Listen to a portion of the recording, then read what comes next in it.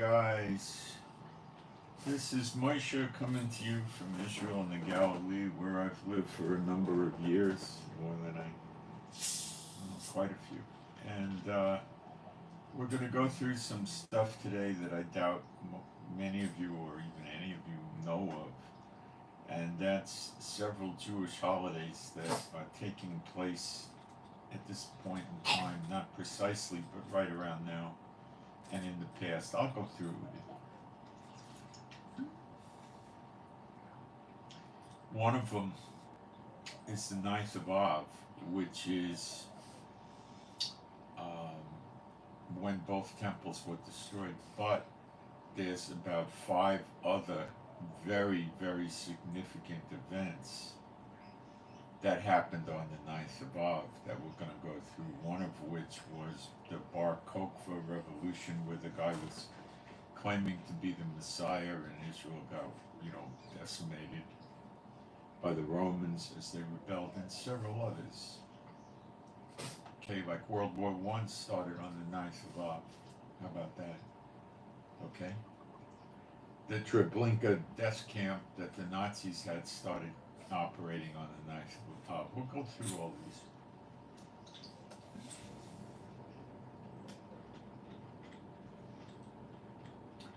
We're going to cover the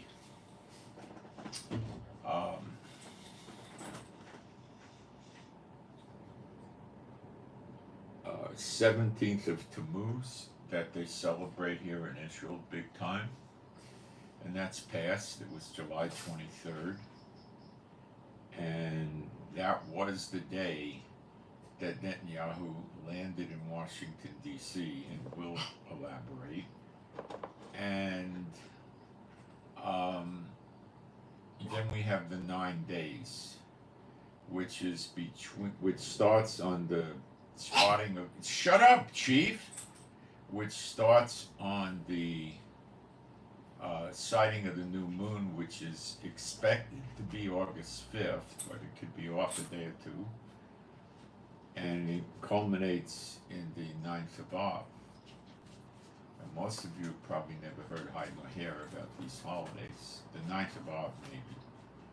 And the Lord had me go through all this, and we'll start tying it to Bible prophecy, and we'll proceed. Now, you've got to remember that if he's going to do it, and he does it on the correct calendar date, which the rabbis don't follow, they wouldn't know what happened. But if he uses their calendar date, they'll know. And he did, after the resurrection of Yeshua, he was apparently using their calendar date as well. So we're going to cover this today, and it should be an eye-opener for you guys.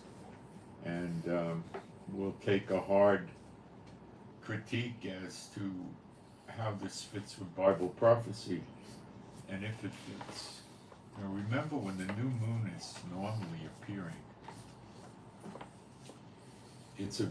the first time it appears, it's a very small sliver, and it's visible for maybe 45 minutes or something, or an hour, not long. And it's very, very difficult to see, and you got to know roughly where to look. So before you start saying that's when the moon's going to turn to blood, it also says the sun will go dark. So it could be that the Lord shows a big moon that day. We'll go into it. I don't know. But I think we can put this together with Bible prophecy and come up with something meaningful. But we're not going to be able to get the day or the hour. Okay? But we're going to get a pretty much better idea of things, I would say.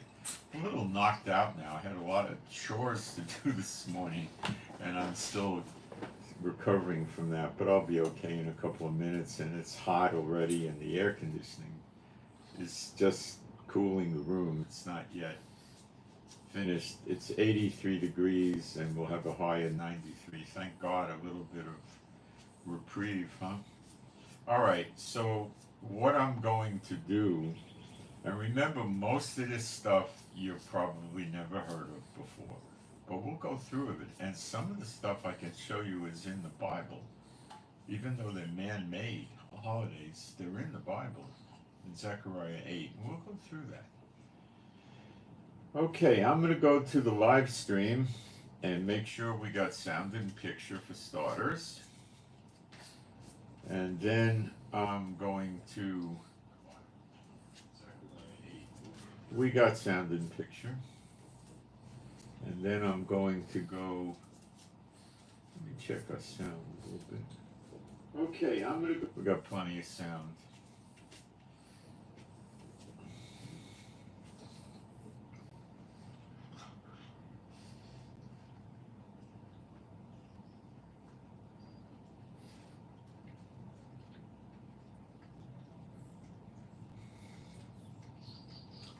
Okay, I'm going to put a couple of quick posts up in the chat, so hang on, don't run away, it's not going to be a long time, and it gives people a chance to come in, which is only fair. They got to get the notices, know they got the notice, and then come in. Okay, so it'll be, I don't know, very quick amount of time, minute and a half. But if I talk too much during it, I'm going to make typos.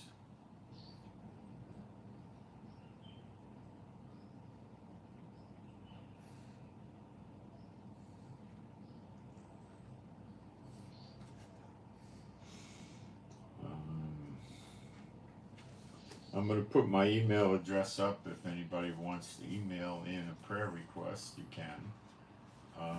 If you want to post it in the chat, you can. But please don't tell me to just pray for somebody. We don't know what that means and what we're supposed to pray. We have no idea.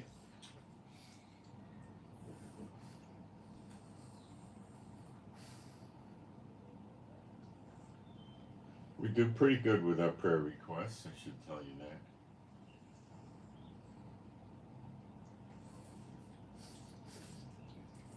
Almost done, guys. A few more seconds.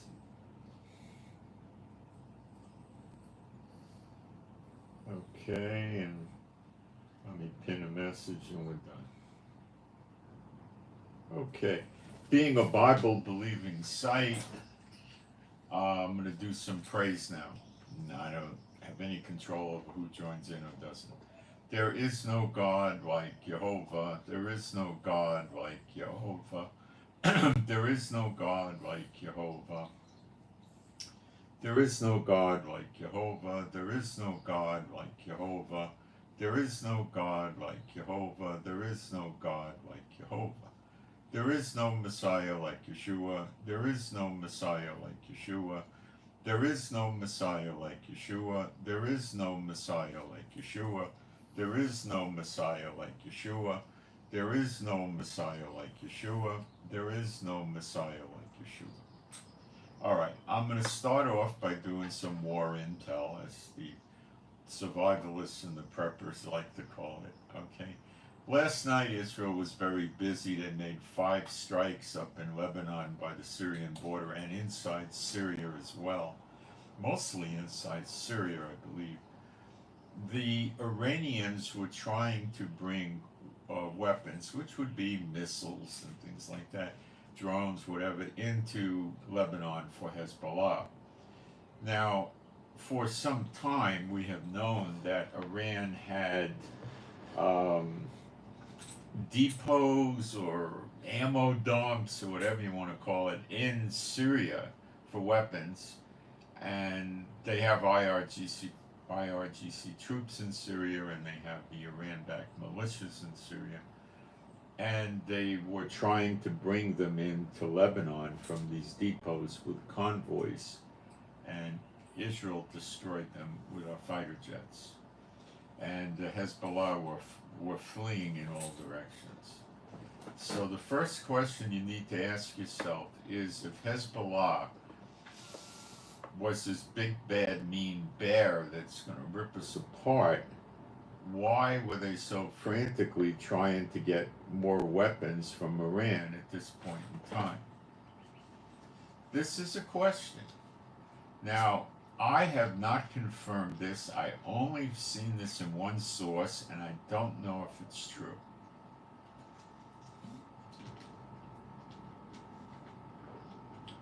What this is it was saying that for a few days now, Russia has been bringing a large amount of cargo ships in a steady stream into Iran, probably bringing them weapons now. I have not picked this up anywhere else, and I'm reasonably sure I would have. Okay? So I do not know if this is true. Russia threatened to supply weapons to the enemies of America and other countries in NATO, helping Ukraine, and they could be doing this, and the weapons could just be defensive weapons like anti-aircraft. And if it is true, they're probably the latest and greatest Russian anti-ship missiles that they have.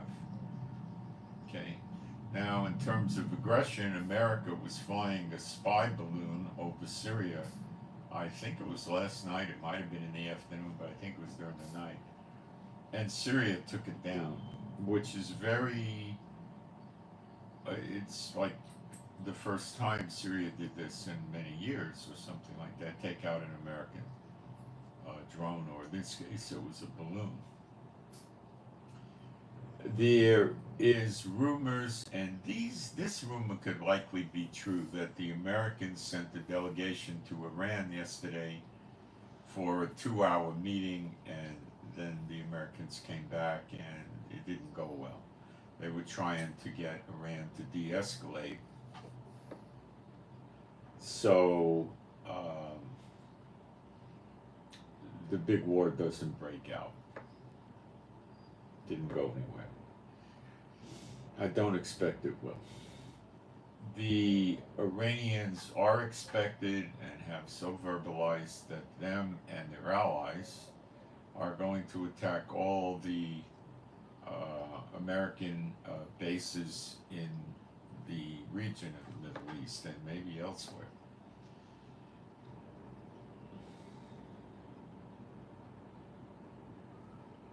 Qatar has told Israel and America they don't want any war efforts against Iran in their waters or on their ground. So they're really on the side of the, Muslim terrorists.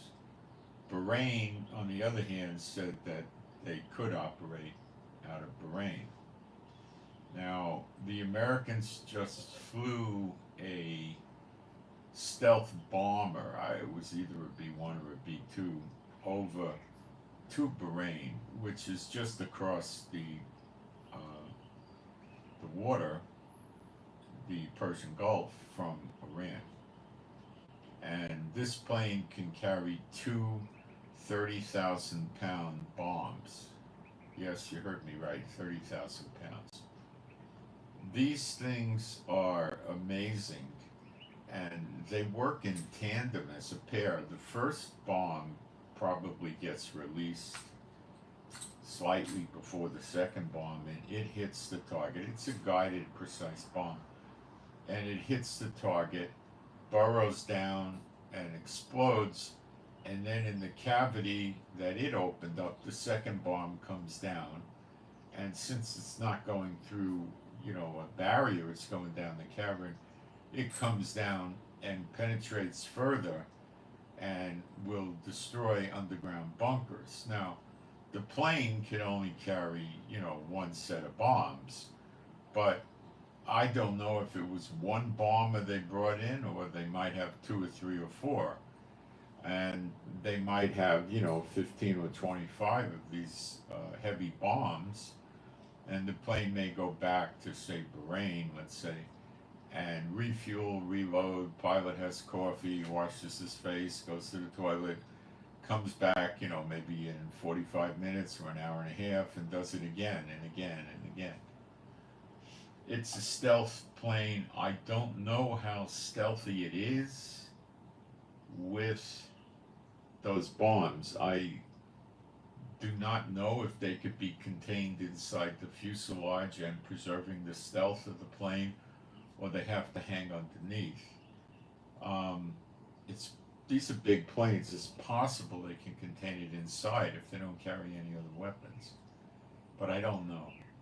Okay, and they're not going to tell us. You know, the Theodore Roosevelt aircraft carrier group has now moved by the Straits of Tammuz, which is very close to Iran. So when I was saying they went away, the people giving me that news were probably writing it in Hebrew or Arabic and it translated wrong.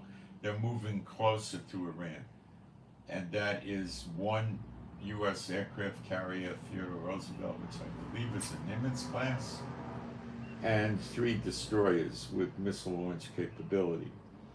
The Roosevelt aircraft carrier has F-15 Hornets, they call them, and these are highly versatile fighter jets. They can do many different things.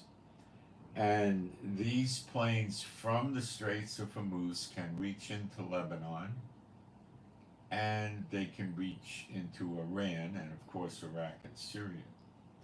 And usually these planes max out at about 90 planes, but they got, you know, assorted other planes. They got AWACS, they got cargo.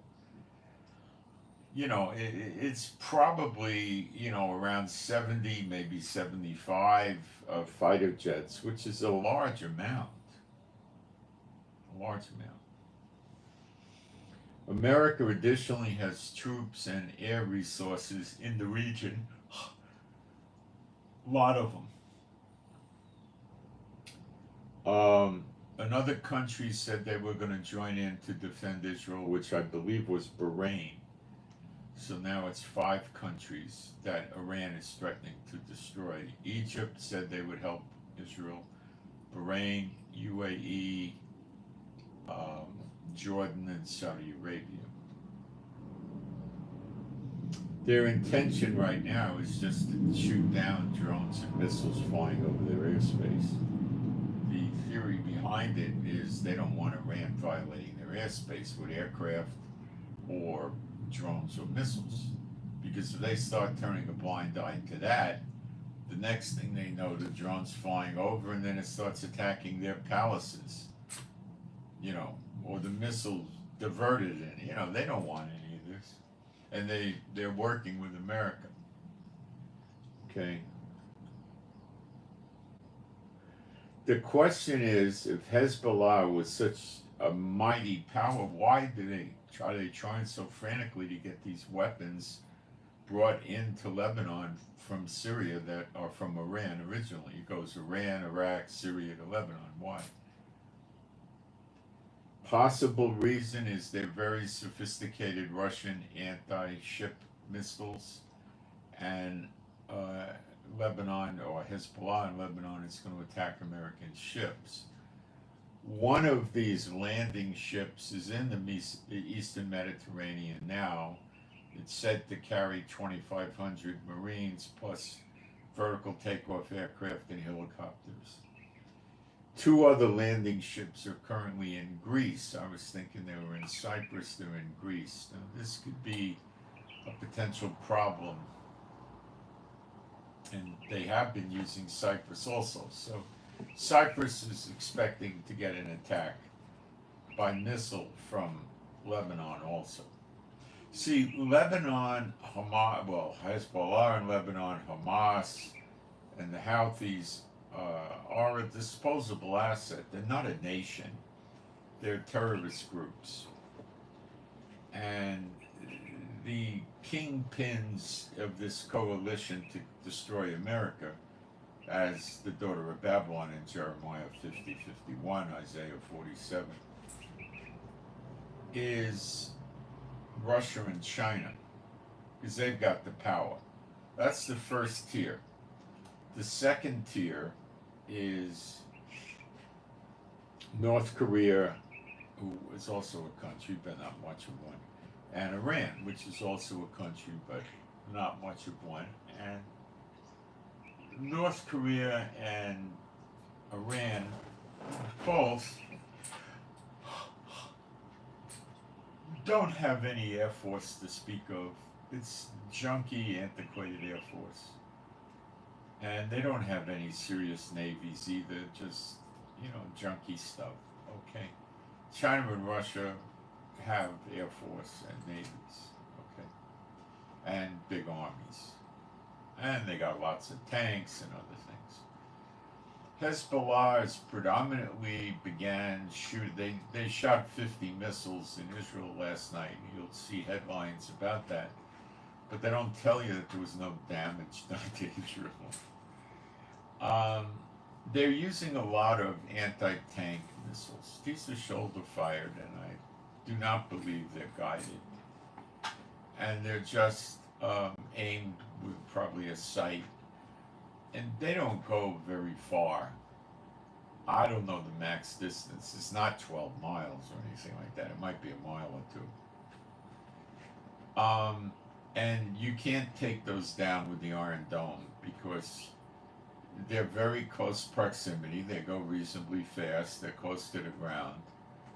And by the time you pick it up on radar, zero in on it, and launch an Iron Dome at it, and the Iron Dome gets there, it's too late. It's hit its target.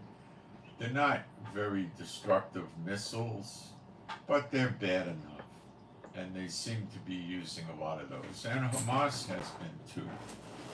The Houthis, I don't think really goes after those. But they might start. To take ships out of those, they'd have to get within pretty close distance of the ship.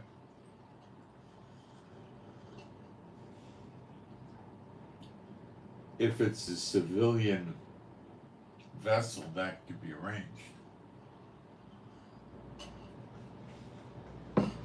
But they could just as easily use a drone boat. America and Great Britain, I believe yesterday, it might have been the day before, I think it was the day before, took out a missile launching site that the Houthis had, resurrected from the dead or something, or rebuilt it, or was a new one, whatever, but they took it out. And the Houthis have been very quiet in terms of attacking ships, so I think after the big Israeli attack in the UK and the US started bombing, they probably disabled whatever's left of the Houthis' radar and missile launching sites that they could find. The Houthis can't use, very short-range terrorist weapons like the Katyusha variety, because they're probably never going to hit the ship, and they probably won't reach the ship. And I don't know how many ships are still going through the Red Sea. Maybe the Houthis are quiet, because the only ships going through the Red Sea are like Russia, China, and North Korea, the friends of Iran. But this I don't know. So it could be the reason they're quiet is there's no ships to hit. There are American warships there. I don't know how many.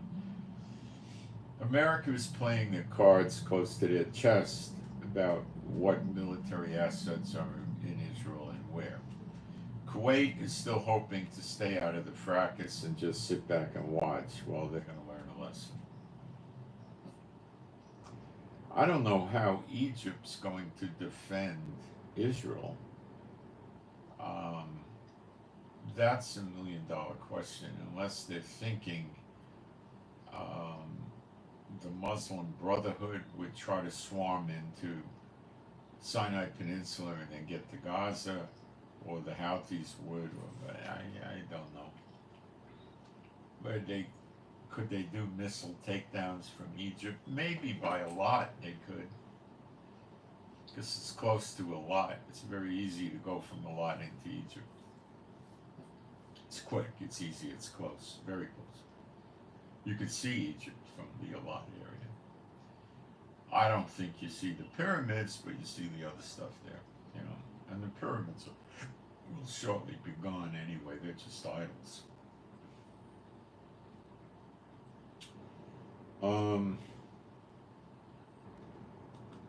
Thinking what else is relevant.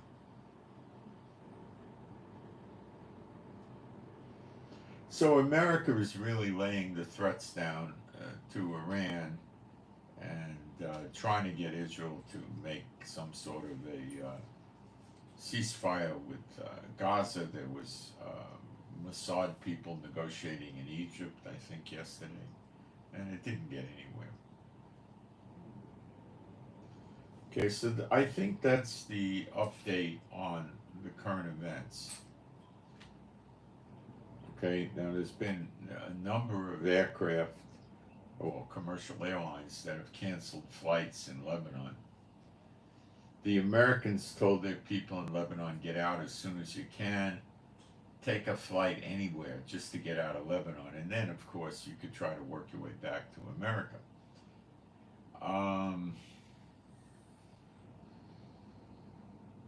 Now they also said that if you don't have the money for a flight, you contact the embassy and they'll sign a loan with you or something. They said that when the war starts, don't count on Americans, we're not going to be able to help you.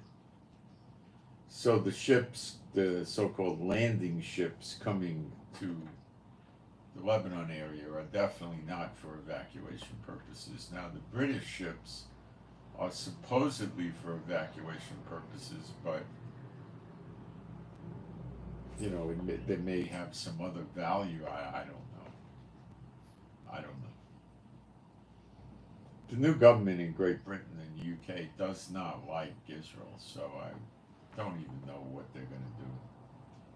Not liking Israel will not stop them from evacuating citizens, but that's about it. Israel threatened Turkey, counter-threatened to Turkey, and Turkey probably took it seriously, because I think he's well aware that our stealth jets can enter into Turkey airspace relatively easily and bomb various targets in Turkey. When the things escalate, which could be hours away, will the Houthis cut the internet cables by Yemen? I don't know. America might be watching for that, but how the heck do you watch all that ocean? And the Houthis may not want to, or they might. I don't know. I don't see a ground invasion in Yemen or in Iran. I do see heavy air attacks, missiles, drones, bombs. In Lebanon, there may very well be a ground incursion. It looks rather likely.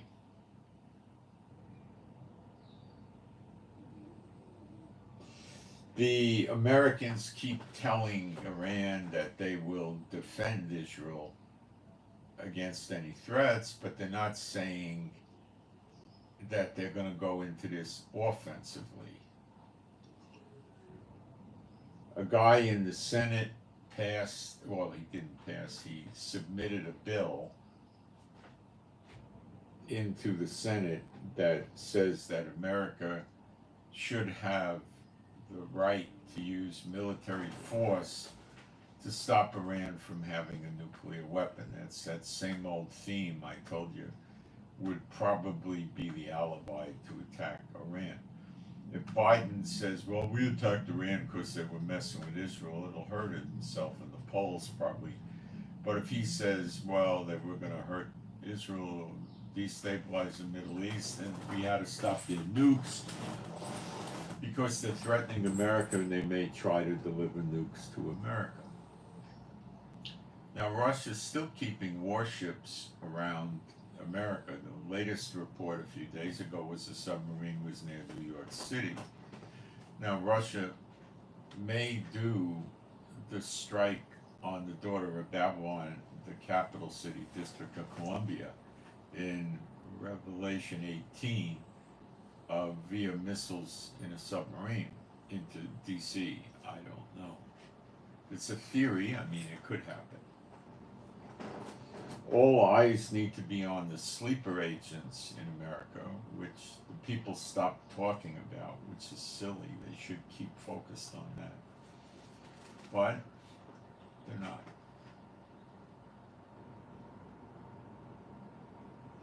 So the first of the F-16s was delivered to Ukraine, I believe 6, and they got 6 from some other country. So now, to the best of my recollection, Ukraine has 12 F-16s.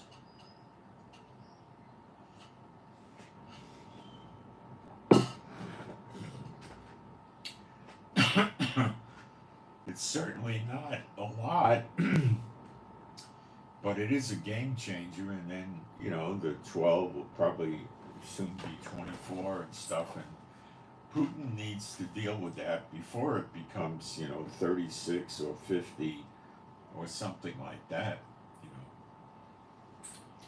F-16s can be made stealthy. Not as good as the F-35 or the F-22 Raptor, but pretty good. So it could defeat Putin's radar. I think Biden told Netanyahu don't escalate because he doesn't want to see Netanyahu do a preemptive strike on Iran, but Netanyahu may do it. I don't know. If Iran opens up large multi-day missile barrages at Israel, they will assuredly attack the American warships in the Persian Gulf to prevent them from taking down the drones and missiles. I don't think Iran has missiles that could really reach Israel. I think they have to launch them out of Iraq and Syria to get them there. Let me look at the mileages here for a minute. I forgot. I used to know it, but, I forgot it. We'll just take the distance from Tehran to Tel Aviv.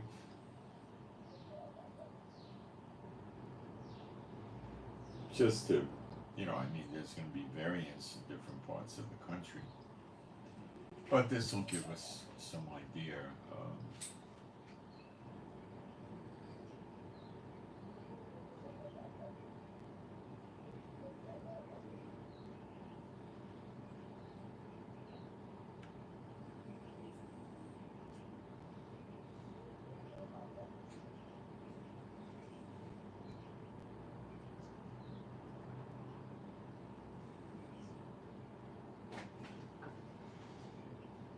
It's almost 1,000 miles, 987 miles.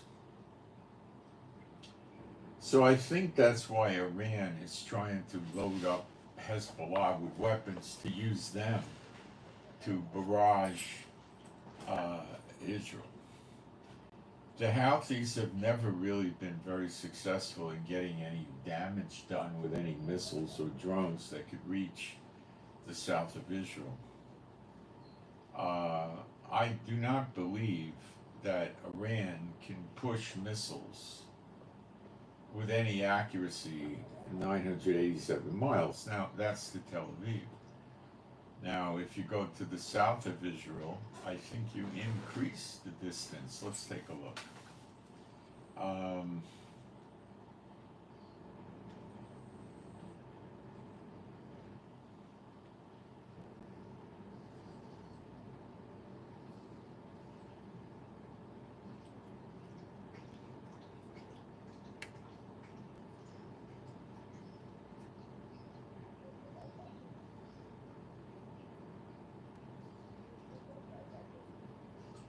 It gets up to about 1,200 miles, so I would say that's off the table.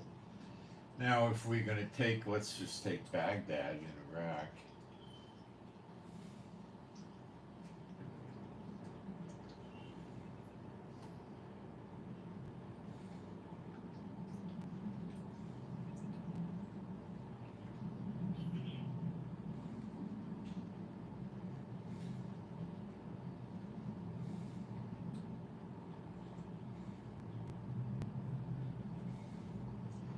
That reduces the missile flight to about 600 miles, which is something that they might be able to do with a cruise missile or something like that. Okay, now if they have missiles in Syria, Syria could be,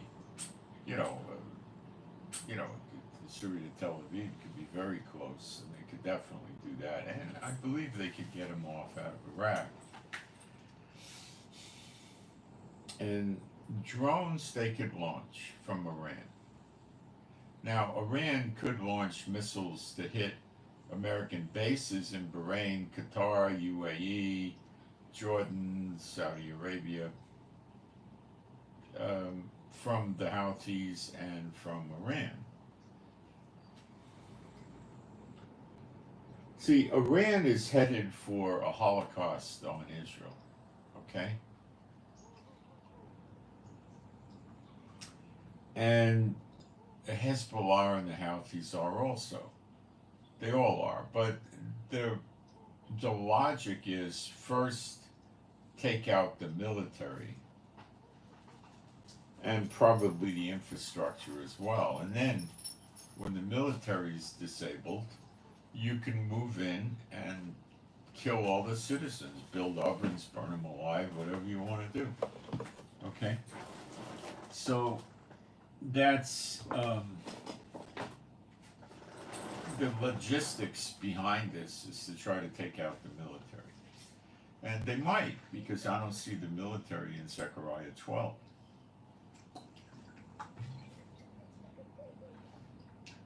The Israeli military. So this could happen.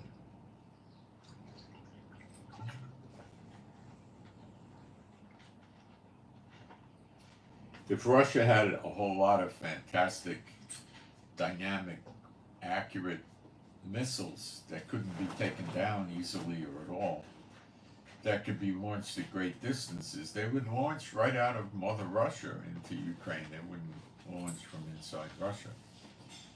So, you know, and then how many missiles can Russia afford to give to Iran? And maybe China's giving missiles to Iran, and how good are their missiles? We don't know. All right? So I think that's pretty much a summary of the latest war intel coming to you from Israel, where I live. And I'm looking at the chat to see if I'm getting questions.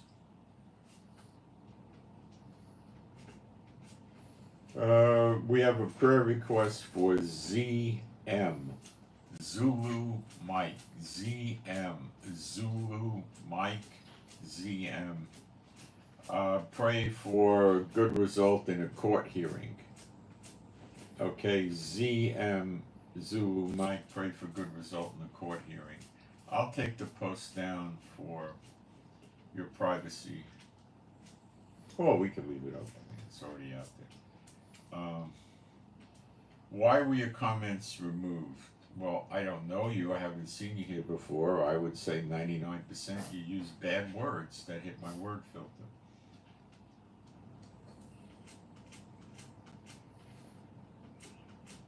We'll cover the 9th of Av and the dates and everything. Relax. I'll take care of that. Next. What are your thoughts about the UN and UNESCO? Basically, UNESCO I don't pay much attention to. The UN is basically a lame duck in reality. It doesn't do anything.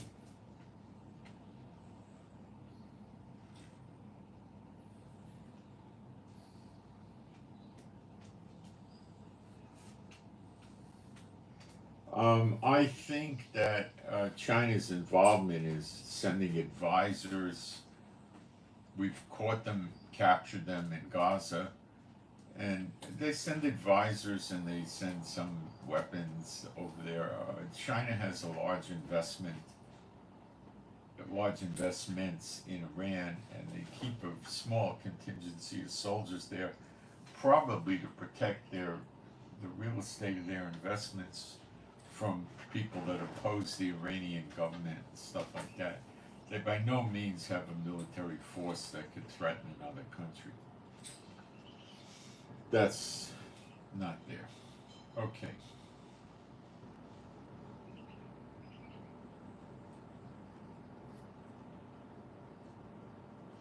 I'm gonna switch now. We're gonna go to Zechariah 8.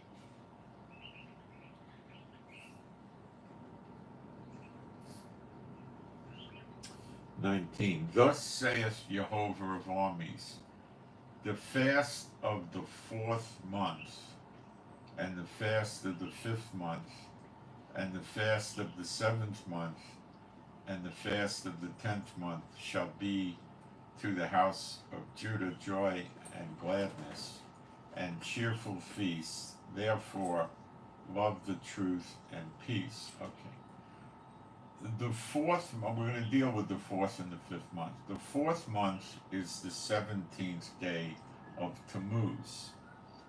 These are the names of the month that they picked up during the Babylonian captivity. Tammuz is the sun god. That's the December 25th Jesus. His mother is Easter. Okay? You've heard me teach on that a lot. All right? That's the other Jesus in 2 Corinthians 11:4. Not Yeshua HaMashiach. They never refer to him as Yeshua HaMashiach, Yeshua the Messiah. There's no J in the Hebrew alphabet, so it's definitely not Yeshua's name, nor is Jehovah's name. There's no J in the Hebrew alphabet. Okay. The fast of the 5th month is the 9th of Av. The 7th is Yom Kippur, and we're not going to get into the other one. Okay, so the 17th of Tammuz is not a biblical holiday, neither is the 9th of Av, yet it's mentioned in the scriptures. Curious. Very curious.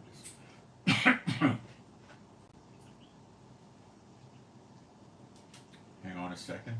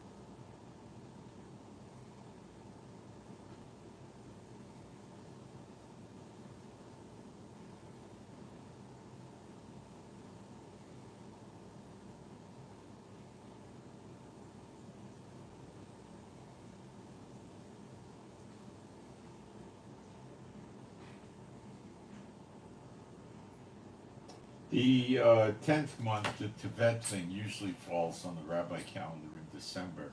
It has something to do with Nebuchadnezzar, I think, surrounding Jerusalem. We don't have to deal with that, but that's what it is. The 4th and the 5th months are what I'm focusing on. They call it Sarah, but Tevet. All right. Now, the Bible, the months are numbered, except the month of Abib, where the barley is ready. That's the first month of the year, but it's really the first month also, but they call it Abib.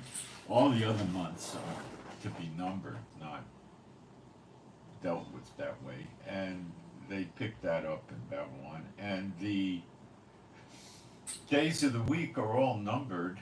Yom Rishon is Sunday the 1st, Yom Shishi is the 6th, that's Friday. The days start at the sundown, roughly speaking. And then Yom Shabbat is the seventh day. That's the only day that has a name. Yom is day, Shabbat, you know, and the others are just numbered, okay? So the end of the week is when the sun is down on Saturday, and then you start Yom Rishon, which is Sunday. So Yom Rishon is today, and it started last night. It actually isn't sundown. It's the error. It's the mixing of the day and the evening and the night when the shadows are long, but you could still see.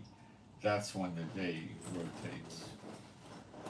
Erev, which means mix. The Arabs, when they say Arabic in Hebrew, it's Aravit. It means a mix because you had Abraham and Hagar, the slave girl. Okay, that's the root of the word. So if you find that interesting or not, I don't know. Okay, so they were celebrating this 17th of July. I remember we were inconvenienced by it. The Lord brought it to my attention. And they have a period of time which is a solemn, kind of a mourning time, M-O-U-R-N, mourning, starting in the 17th of July and extending to the 9th day of Av, which is the 5th month. I'm going to take a fast break and we're going to get into it deeper, okay? Give me a minute, I'll be right back. Don't want to step on any of the little dogs.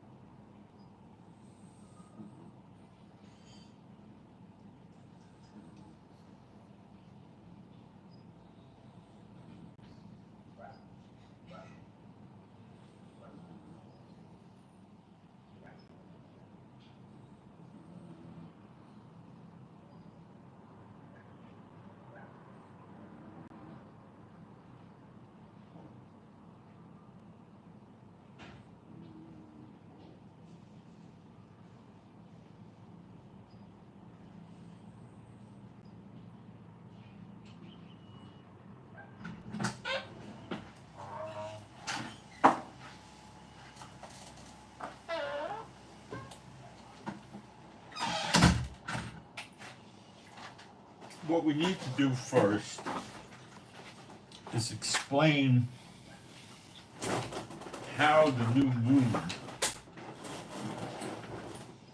is the beginning of the month. And nobody knows when the new moon's going to appear. So the rabbis still to this day spot it. It appears as a sliver in the sky. It's very faint to see. The custom is it needs to be seen with the naked eye. But the custom is also you could use an artificial binoculars, telescope to see where in the sky the moon is, then take the optical device away and see if you could spot it with the naked eye. If you can't spot it with the naked eye, then it's not the beginning of the month. That's the way they generally do it.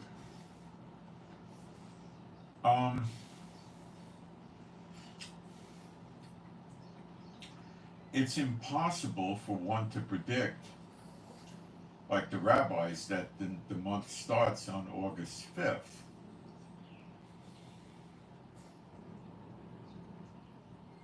Because they don't know that the new moon will be visible in Israel. They don't know. Yet they create calendars like a farmer's almanac, and they'll tell you when the beginning of the month is for years in the future. They can't do that, but they do it. It's incorrect.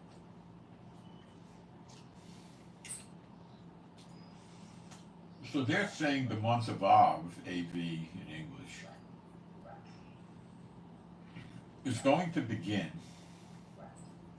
on the 5th of August and the 9th of Av will be the 14th. Now, some people have said they have the date wrong. Well, they got it completely wrong. They're 250 years or so off on their calendar. They're completely messed up. But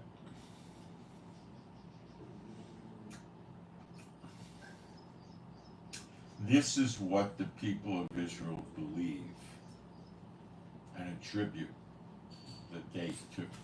Okay? So they're going to go by the 14th of August, which would start in the evening on the 13th.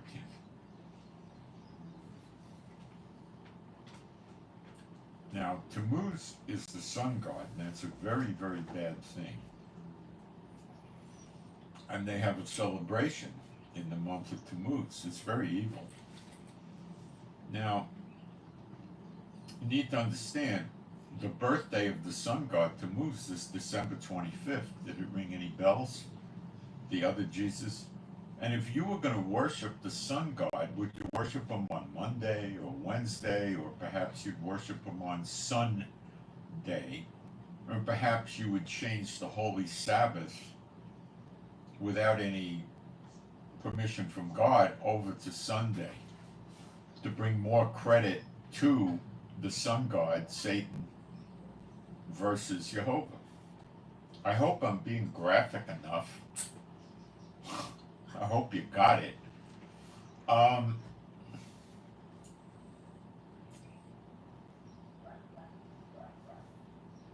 So the first problem is, it doesn't work. But let's go with Iran threatening to do the attack on Israel on the 9th of Av, which is the 14th of August, starting the nighttime. The Iranians aren't going to understand the true Bible calendar and the errors of the rabbis. They're not looking to. They have their own Muslim calendar, but what they look, which is probably all screwed up also, but what they're looking for is to break the spirit of the Israelites. Now, the first difficulty we have with this is, why would the Iranians announce when they're going to attack Israel, and then Israel will be waiting for them? Secondly, if Israel knows the attack's coming on the 14th, Israel knows that on the 12th and the 13th, all the missile launches and things like that and the radars would be in sight, easily attacked, and come on the 13th or even the 12th and attack them to stop the attack. See the difficulty with this? This is not Bible reasoning. This is just using logic. Okay? Doesn't seem to make a lot of sense, but we are in the latter days, and the nations are crazy. They're drinking of the cup, and they're nuts, and they're behaving nuts, and that's rather obvious that they're behaving nuts. Got a prayer request Hold on there. I have no idea what this is.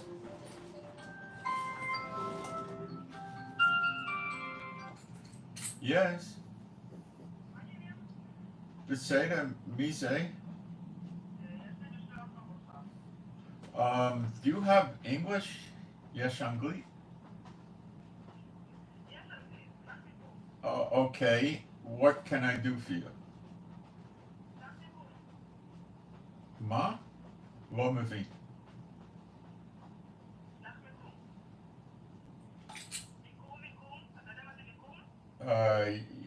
אין אנגלית? My what? Who are you? Mise. You have a, okay. It's, I don't have was, it's Derek Hashaked Perea Elite. And the driver telephone ani, and ani bo lo rakov. Derek Hashaked ein gadol, it's katan. Beseda?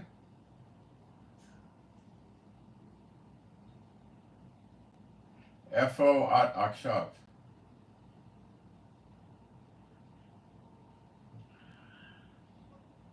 Ma?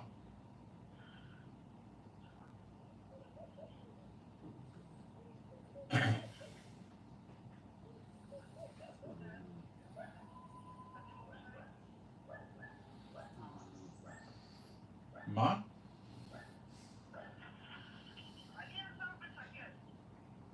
Akshav at b'derek hashaked? Okay. Ani bo l'derek hashaked akshav, and telephone open, okay? Okay, I go, give me 1 minute, 1 minute. Guys, I gotta go outside for a package or something.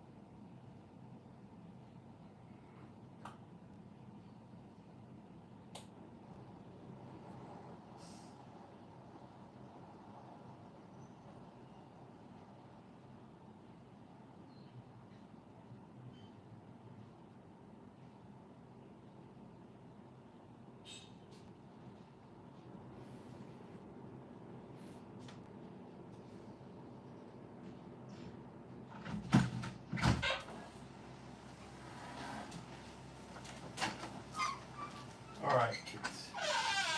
I'm back.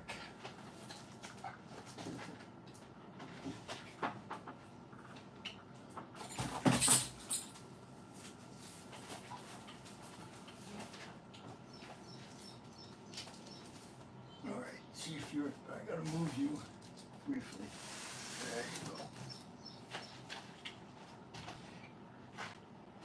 That's life in Israel, sorry. Oh. You work for the delivery people, they don't work for you.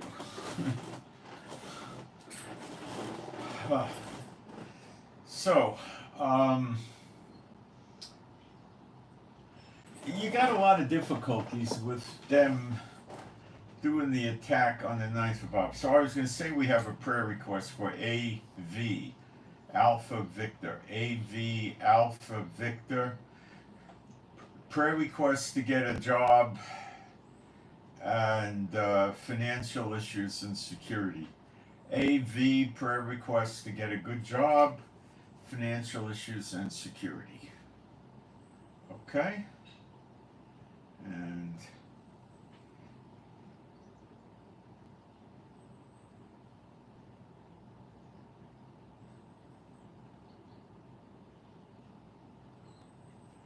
all right. Let me get in my notes, since I worked all this out earlier.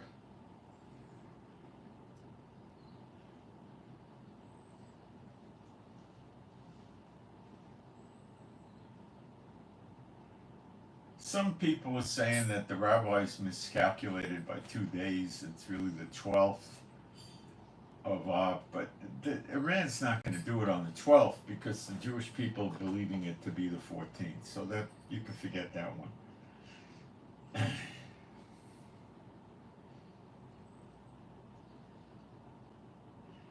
There is no temple to be destroyed at this time, but as I'm going to show you, many other things happen on the 9th of Av also.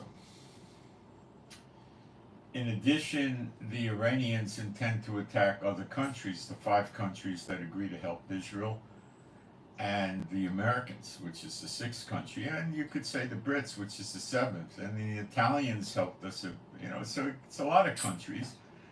And this is not typical for the 9th of Av, where multiple countries get attacked. Got to remember that. This is atypical.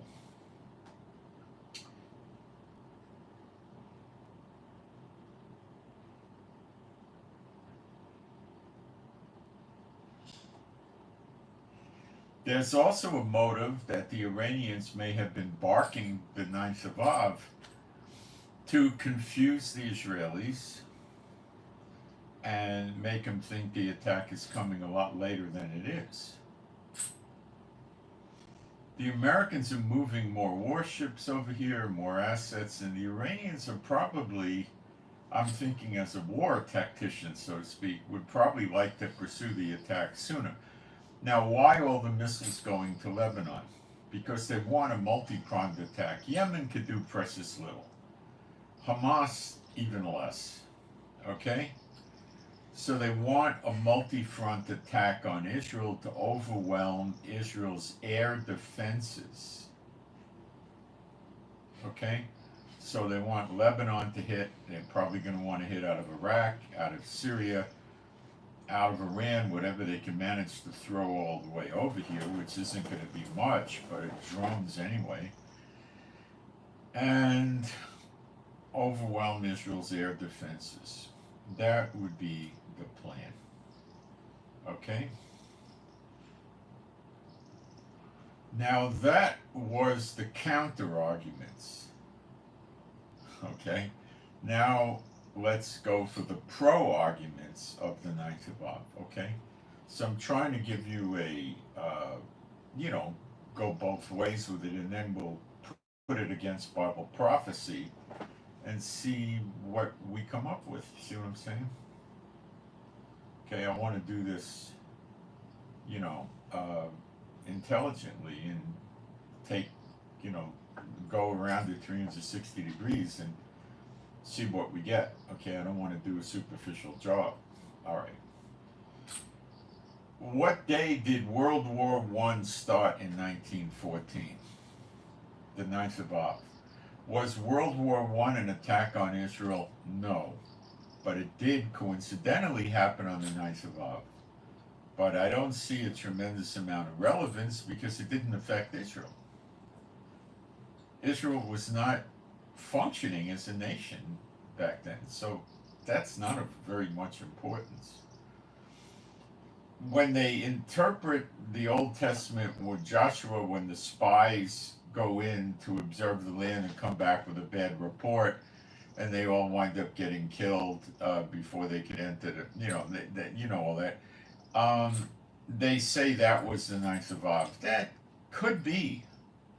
Let's leave it at that. It's a possibility, but I don't know.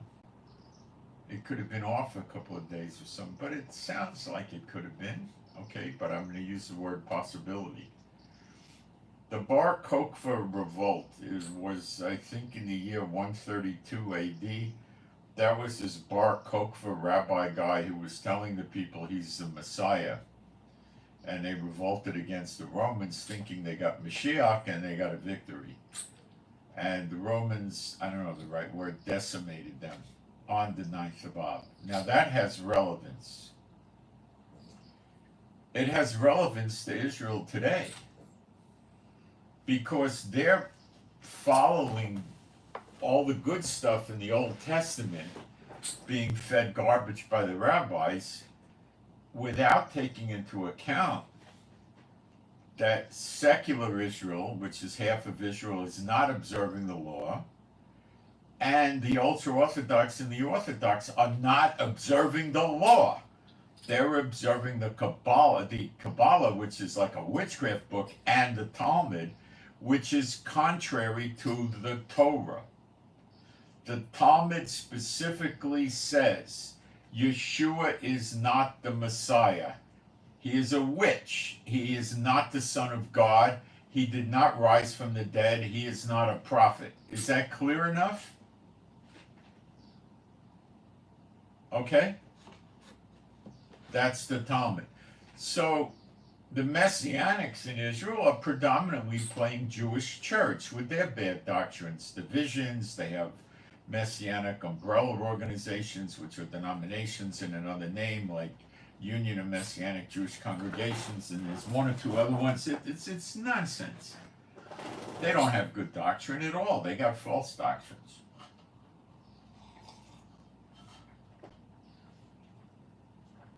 That too is bad.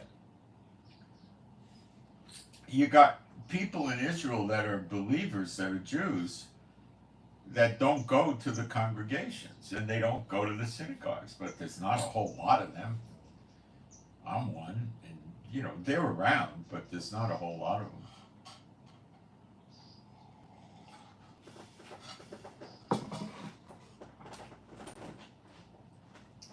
I think we'd be in the hundreds,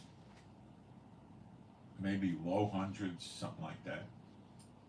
I'm guessing, okay? But I do run into them frequently that don't go to the congregations. That's common to meet them, okay? And they don't go to the churches. There's almost no churches here anyway. There's Catholic churches that they'd never go to. Jerusalem has a Baptist church. They got Greek Orthodox and Russian Orthodox, which the Messianics would never go to. I mean, what, are you kidding me? They wouldn't go to a Catholic church either. So, churches are not a big thing in Israel. Believe me, they're pretty rare.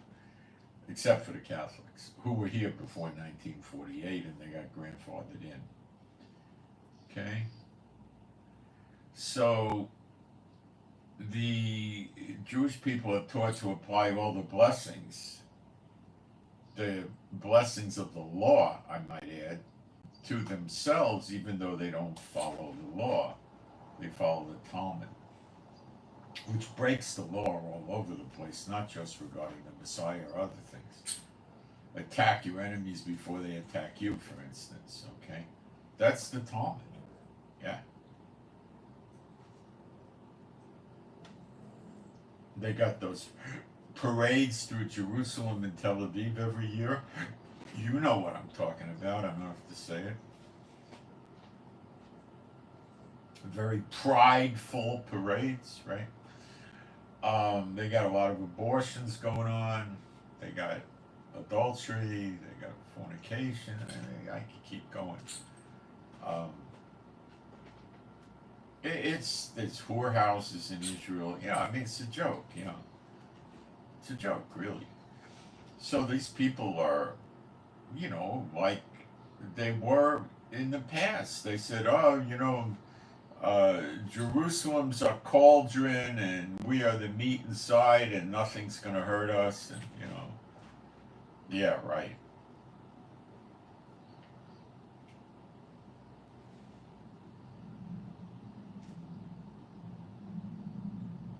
With good reason, I tell you from personal experiences, I believe a good many of these ultra Orthodox rabbis are not even Jews.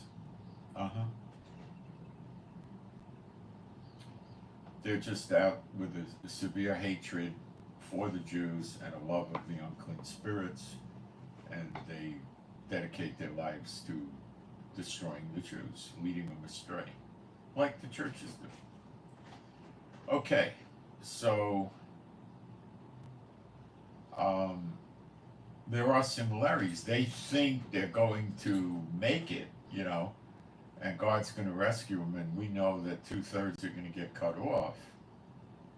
And in Ezekiel 34, the bad shepherds, which would be the rabbis, the religious leaders of other genres, and the government, who operates like a shepherd, they're going to be cut off. And it says the fat cattle, the rich, they're going to go. The rich concentrate themselves in Tel Aviv, which is very much like a Mediterranean city, and it has all the Gucci and Givenchy and Louis Vuitton, all that crap, right? And the big, beautiful apartments where they get 3,000 to 5,000 square feet overlooking the Mediterranean Sea by the beach. It's beautiful. Imagine you've got a 90-foot balcony you could sit on, open up your floor-to-ceiling glass doors and let the sea breeze from the Mediterranean blow into your house at night when you sleep. I mean, you got to hand it to them. It would be nice, wouldn't it? Sure, it would. But you're not going to plunk down, $9 or $12 or $15 million to buy that unless you're a Satan bot. Where are you going to get the money? You're not a Satan bot, you ain't getting the money like that. You wouldn't keep it, You want to rent a place like that, they'll hit you for $20,000, $30,000 a month or something, All right? So Tel Aviv comes into the crosshairs. There are some ultra-Orthodox right outside of Tel Aviv that have their own communities, and you see them running around in Tel Aviv. Well, that's where the stock market is, which is evil. That's where the banking center is, which Israel is not supposed to. Look, the Torah says you will not charge other Israelis usury, and they do it. And the money supply here is the same crap garbage that you get in America and all the other countries. It's paper money. Actually, it's plastic paper with a metallic thread in it. And it's garbage money. They got the Bank of Israel, which is the Federal Reserve Bank. It's worthless money. Soon to be worthless once the government is gone. And this government will be gone. God never, ever used the democracy to run Israel. He used judges, and he didn't want to use kings, but they talked him into it, starting with Saul, which you call Saul. And, David was a pretty good guy. With Solomon, that's kind of up in the air. Israel was blessed with Solomon, but I don't understand 1,000 wives and concubines. Gosh, I can't wrap my head around that one. Can you? I can't. I think he went astray. I could see, let's say he wants to collect Arabian stallions, the horses, right? So he has 1,000 horses that are very expensive, and he goes and visits the horses, looks at them and breeds them. Would I say he's off if he had that? No, I could see that, can't you? Or what about racing camels? Did the same thing with expensive camels. I could see that too. He's a king of Israel. What about the bulls, like the Brahmin bulls, the expensive bulls that they breed? Yeah, I could see that also. Rare elephants? Yeah, all of that, right? What about an art collection? Yeah, I could see that as long as it wasn't graven images. What about a jewelry collection? Yeah. But you see, the horses, the camels, the jewelry, things like that don't draw your time, and you don't have to spend a lot of your time talking to your horses and your camels and your jewelry and your art. With the animals, you have servants to take care of them, and the animals could care less as long as somebody's taking care of them and they're getting their uh, their food and their water and their shelter and all that. They're pretty happy about the whole thing, right? But 1,000 or so wives and concubines, how do you do that?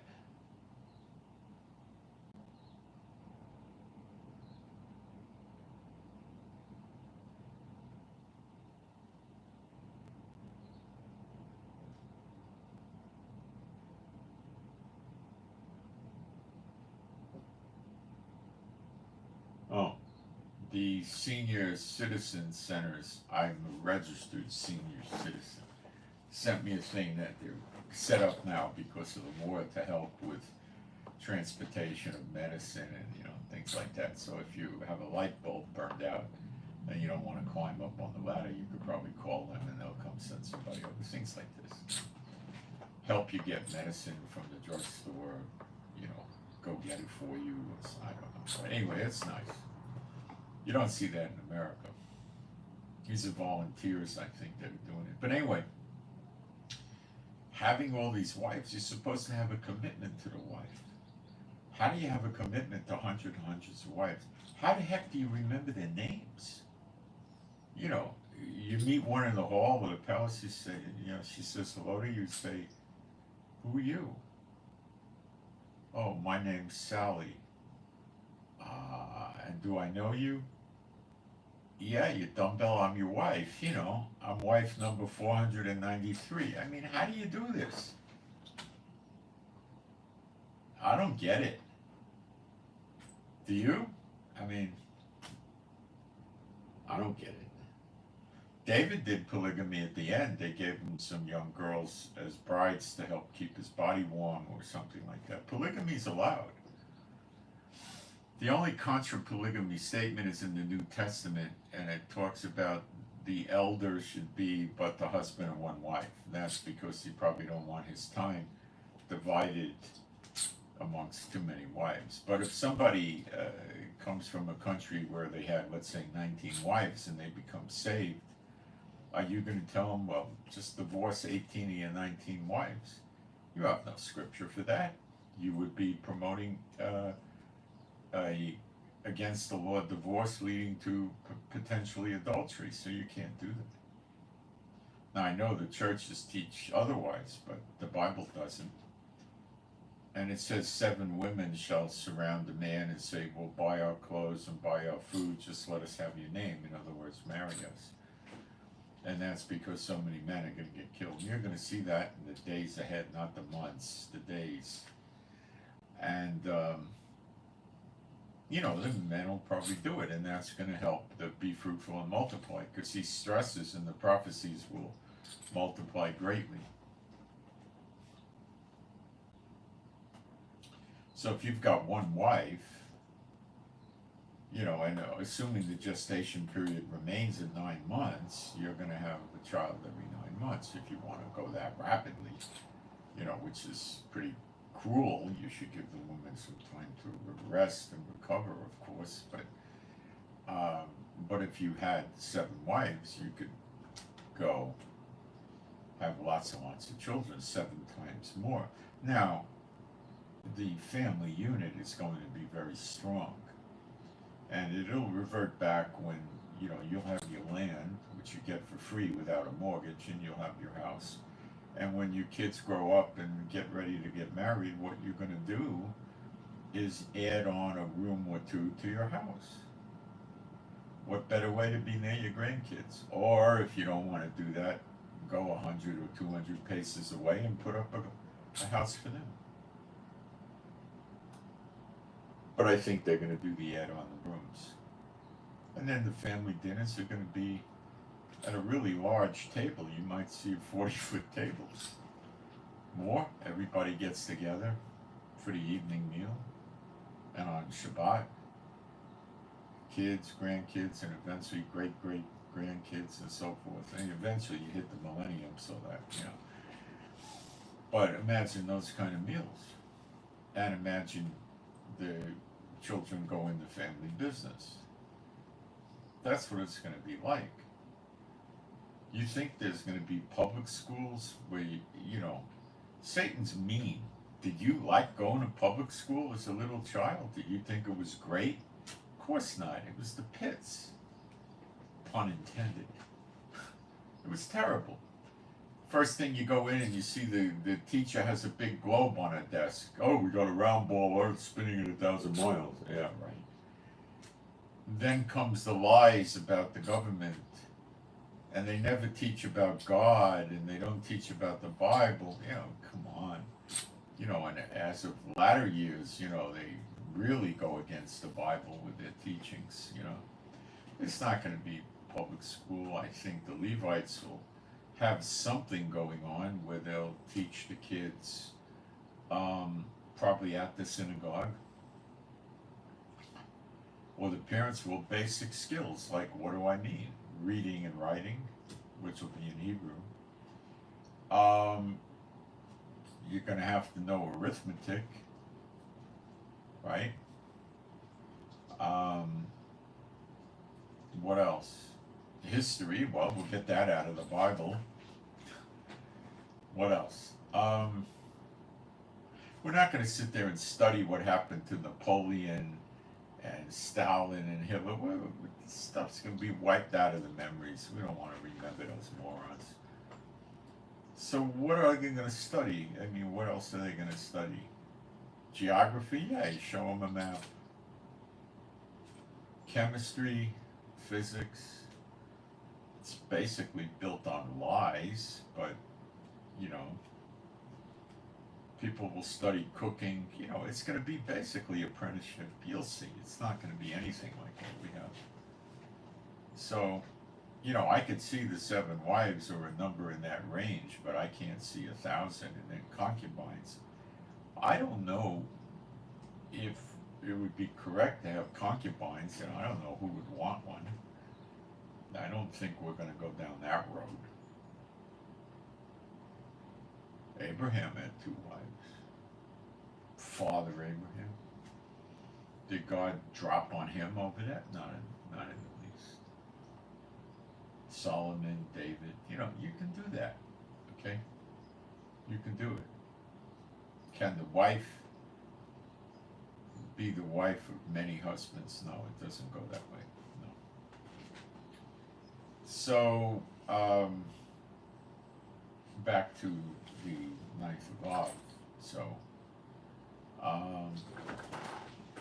let's keep digging.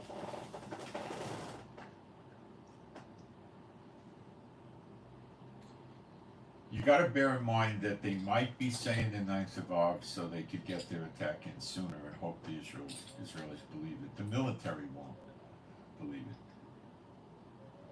So World War I started 9th of Av in 1914. The spies coming back in the days of Joshua with a bad report. They were launched, I think they returned with the bad report on the 9th of Av. I think that's when they returned. That's important. The Bar Kokhba Revolution we covered. The Jews were expelled from England in 1290 AD on the 9th of Av. Starting to register with you yet? This is not a destruction of the temple. It gets better. In 1492, the 9th of Av was the final day for the Jews to leave Spain. Okay? Spain gave them four months to gather their, personal effects, sell their house and their farm, whatever they had, sell your wagon, whatever, and then they had to get out of Spain. That was the day they had to leave Spain was the 9th of Av. Registering yet? In 1942, Treblinka, which was a Nazi death camp, concentration camp, it's also called, began to exterminate the Jews on the 9th of Av in 1942. That's when the camp opened. And they would bring them in on trains. They would separate them immediately.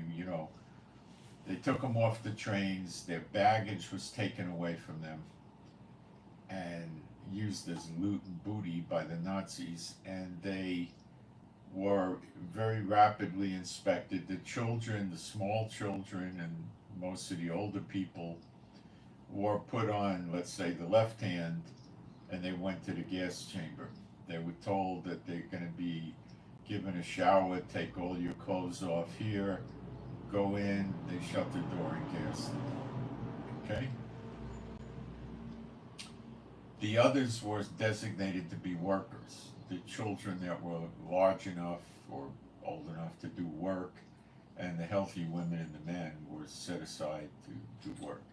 So they started, as soon as they got off the train, many of them didn't last, but maybe 2, 3, 4 hours or a little less. It was very rapid to kill them.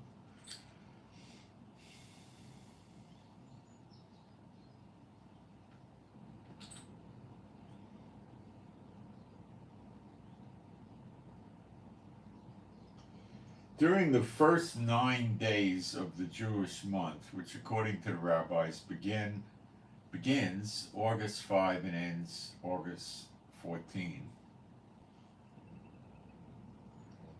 they were, it was like a deep, heavy spiritual time, a mourning, a sad time. The 9 days begins on Rosh Chodesh, the sighting of the new moon. The 1st of Av, which is August 5, 2024, according to the rabbis. And culminates on the fast day, Tisha B'Av. Tisha is the 9th, Av is the month, so it's the 9th to the 5th month, which is August 14th. These 9 days in between are part of a larger period of time known as the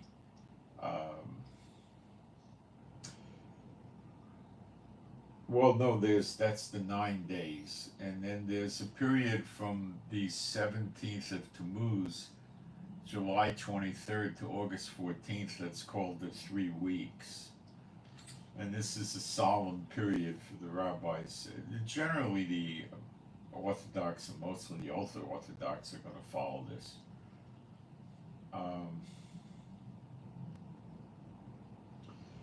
The 17th day of Tammuz, which was July 23 this year, commemorated in Judaism for the time when the forces of Nebuchadnezzar of Babylon broke through the defensive walls surrounding Jerusalem, which people believe happened in 586 BCE, and end with the public fast day of Tisha B'Av, the 9th, when according to the Mishnah, which is the Talmud, it's not the Bible, according to the Mishnah, the Babylonians destroyed the first temple, Solomon's temple, in 597 BCE, or I don't know what year it is, but and when the Romans destroyed the second temple in 70 AD, as they like to tell you was the year, but I'm not so sure they got the year right, was also the 9th of Av.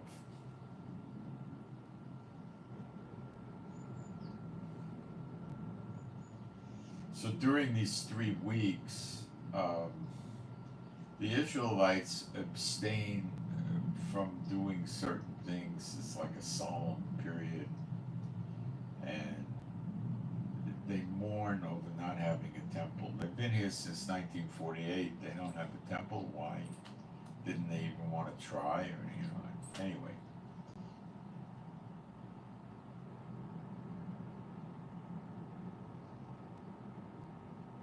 The Talmud says when the month of Av begins, that would be August 5, the Jews reduce their joy. That could have significance. The 9 days inaugurates an even greater level of communal and personal mourning in recognition of the many tragedies and calamities that befell the Jewish people at this time.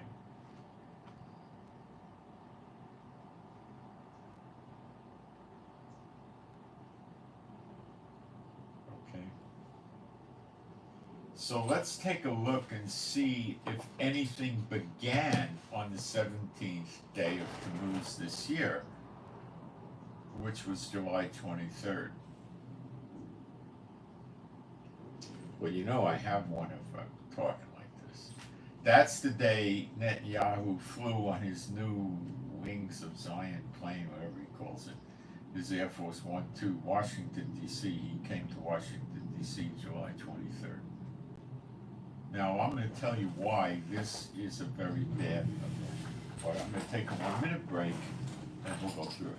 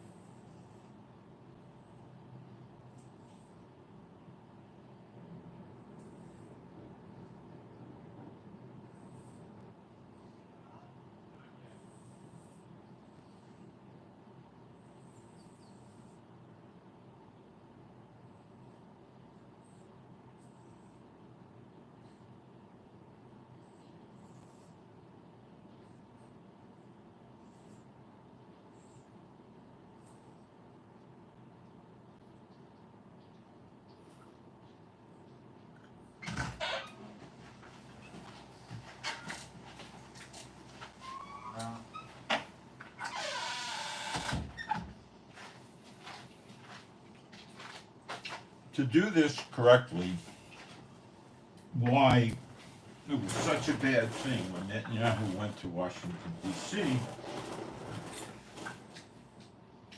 I have to take you back to October 7th.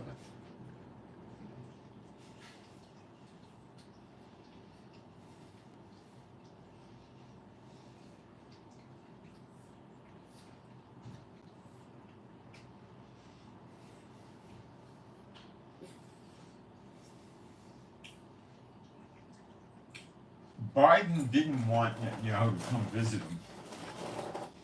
He was inviting Galant. No, it was the other guy, Gantz. He was inviting Gantz over there, but not Netanyahu.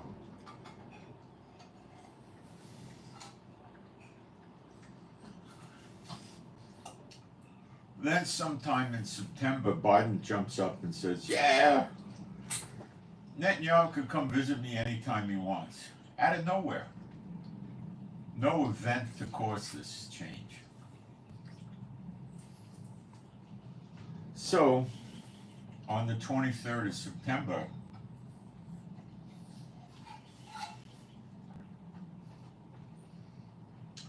our leader, Netanyahu, goes to visit Biden. Mysteriously. About 3 weeks later, October 7th happens. Now, what's wrong with October 7th? Much. By the Gaza border, we have watchtowers with soldiers with optics like binoculars and things like that. There's cameras monitoring it, closed circuit TV, night cameras, day cameras, all kinds of cameras. There's sensors that pick up people walking across. We normally have trackers that would be Bedouin. So if one or two characters from Gaza slips in, these are guys that are like Apache Indians or Cherokee or something like that. Hundreds of years ago, they could follow footprints and look for signs to track somebody. Today, the special forces around the world, they learn these skills too.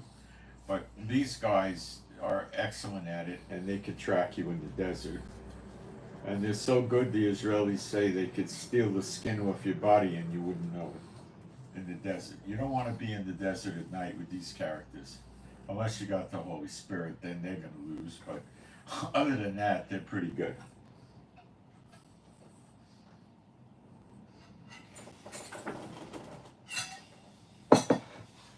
They weren't there. That I could tell, they were not there. A lot of soldiers monitoring the Gaza border were in these towers, made out of wood, and they got a fence around them that comes up to around your waist or your sternum or something like that. They could sit there, they got a roof, they could watch, they got radio, telephone communication, they could keep water there, stuff like that. And they were there. And a lot of them were women soldiers. Happened to be on that day. So they came in from Gaza, and I believe when Netanyahu was there, Biden told them, because it leaked out that the Americans told Netanyahu there was going to be such an attack. They told Netanyahu about it, and they probably cooked something up. Many people in Israel feel this way.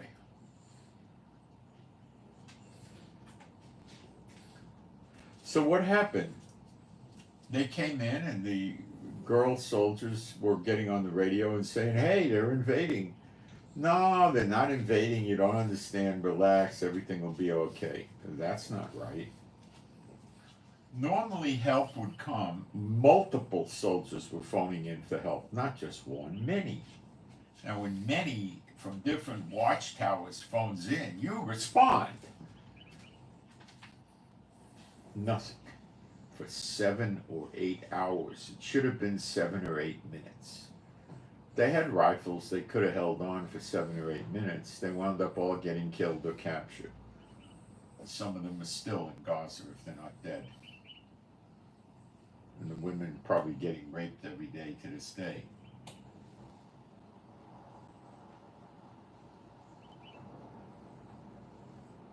Okay. Now, I was sitting outside at about 5 in the morning getting ready for my live stream, and my phone lit up like crazy with red alerts, because I have it programmed to receive red alerts from all over Israel. It was lighting up like crazy. Like crazy. It didn't stop.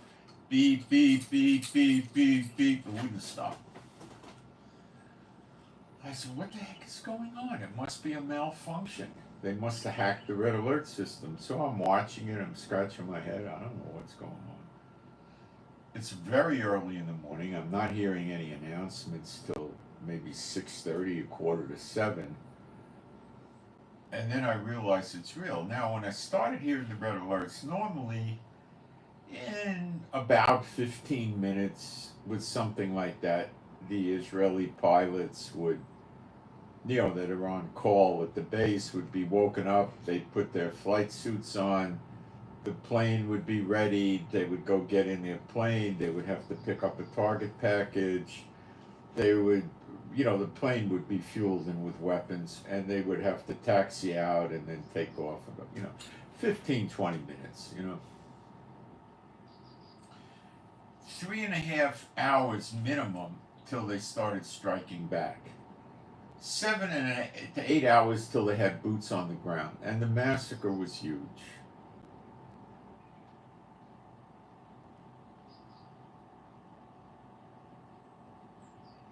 Okay.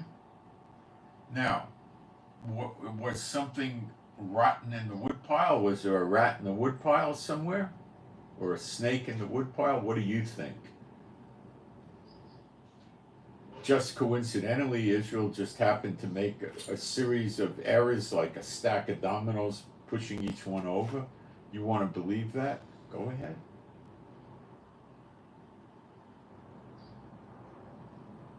So it seems that it's very likely Netanyahu and Biden cooked something up. What do I think they cooked up? Well, Netanyahu's no friend of Israel. He was involved in giving the Gaza Strip back. I mean, why do all these people in the West Bank have so many military weapons? Because they got them under Netanyahu's years. Why is Netanyahu so adamant that the Israelis shouldn't be allowed to buy weapons, personal weapons? He's an enemy. He's not really for us. He's serving the gods of the dead. Why does he run those very prideful parades through the holiest city in the world, Jerusalem? You see what I'm saying? So something is rotten about this. They didn't cause it to happen, they let it happen. Now, what is the effect of that? Israel gets really mad and wants to get revenge and attack Gaza. Well, what does that do? Well, they know it's going to infuriate the other Muslim terrorist states in the region, and they're going to attack Israel too. And what was probably the purpose of this? Twofold. One was to beat Israel down, as noticed and evidenced by Netanyahu dragging the war out in Gaza over and over and over again. Okay, and in Lebanon. Right? To beat the Israeli people down, wear them out, and then they say, okay, we'll give the West Bank back to the Muslims and we'll have peace. And the Muslims will all agree to that. And that includes East Jerusalem, the site of where the temple will go. And then what happens? Within, 2 weeks, a month, 3 months, they gear up all kinds of weapons in the West Bank. And then they attack Israel with Hamas, with Lebanon, with Syria, with Iraq, blah, blah, blah, blah, blah, with Yemen, That's what happens. And Israelis know that. Trump wanted this solution too. He started right off, like on day 1 or day 2 or 3, he started right out with the two-state solution, and he never stopped as long as he was in office. That got to tell you something. That's a death sentence for Israel.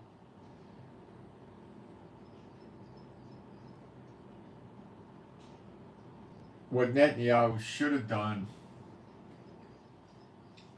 he didn't do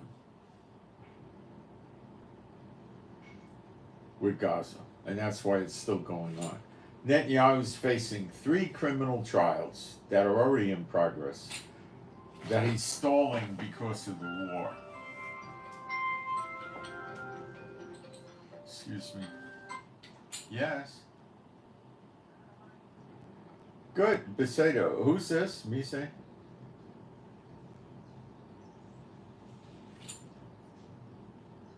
Oh, that was the wrong number, I think. So,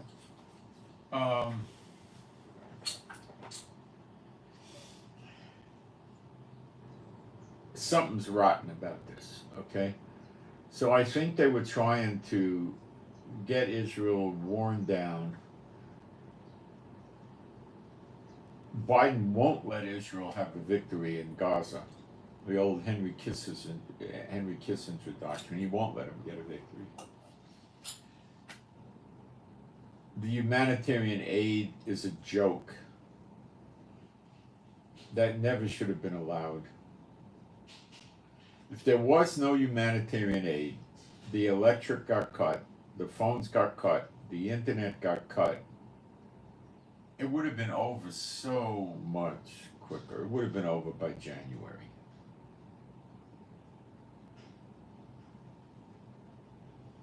Why didn't Netanyahu just gas the tunnels? You know? All he really had to do was take a few gasoline trucks and get to the tunnel openings they found and pump, 1,000, 2,000 gallons of gasoline into the tunnels and drop a match. What would have happened? Well, the blast doors that they have between this to separate the areas of the tunnels would have melted or got destroyed. The smoke would have been devastatingly deadly. It would have ruined their tunnels. The electricity would have gone out.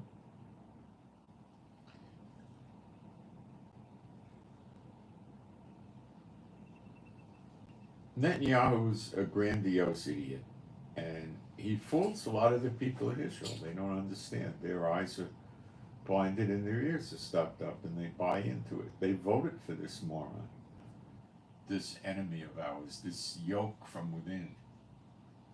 The life that he's created for people in Israel is horribly hard. He holds our nose to the grindstone. He's a horrible person, okay? Poor excuse for a human being. Yet he cons the people in Israel. So he's dragging out, last night 50 missiles and rockets came into Israel. He doesn't do anything about it. What does he do?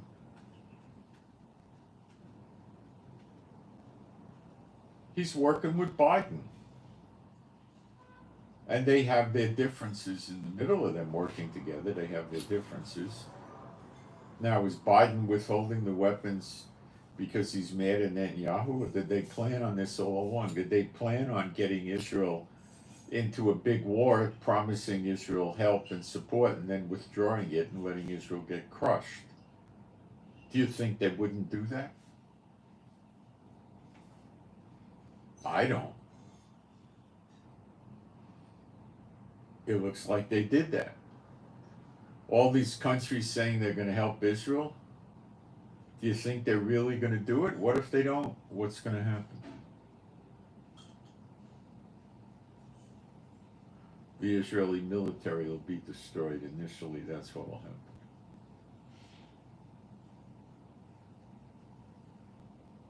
Without an Israeli military, the UN will come up with an enforcement, move all the Jews out of the Golan Heights, move all the Jews out of the West Bank and East Jerusalem, and make it Muslim Palestinian territory, and just leave the surviving Jews left there to try to make it, and most won't, and they'll leave. And then, first step is get them out of Israel, second step is kill them. Like World War II, just round them up wherever they are and kill them. The final solution. That's what the game is. So,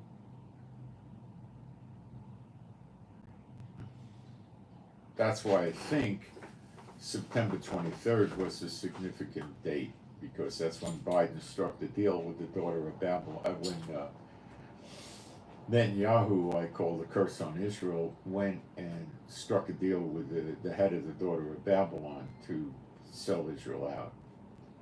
And when that comes out, that's why they're reading the blood. They're going to, the people in Jeremiah 50 and 51 realize the blood of the Israelis is on the daughter of Babylon. When they realize what really happened, it will come out.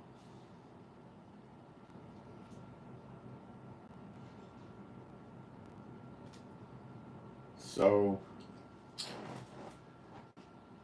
how can this happen? Well, as I've told you, on the 10th of August last year, 2023, the Lord told me it's the year of recompenses. He did not tell me this is the day it starts. He did not tell me this is not the day it starts. And the year of recompenses has the day of vengeance in it, and the year of redemption has the day of vengeance in it. So it appears the day of vengeance is the overlap. Now, the day of vengeance is associated with the controversy over Zion, not necessarily Israel. Let me explain this to you with scripture. Now, I know the church doesn't talk about day of vengeance, year of recompenses, and stuff like that. But that doesn't mean it's not in your Bible. I read Isaiah 34:8. For it is the day of the Lord's vengeance and the year of recompenses for the controversy of Zion. So the controversy over Zion, why will he kill all the Israelis over the controversy of Zion? It doesn't make any sense. But would he kill the enemies of Israel from within? Yes. That's the 2/3 getting cut off. When do they get it? It's a little unclear, but we'll talk about that shortly. Okay?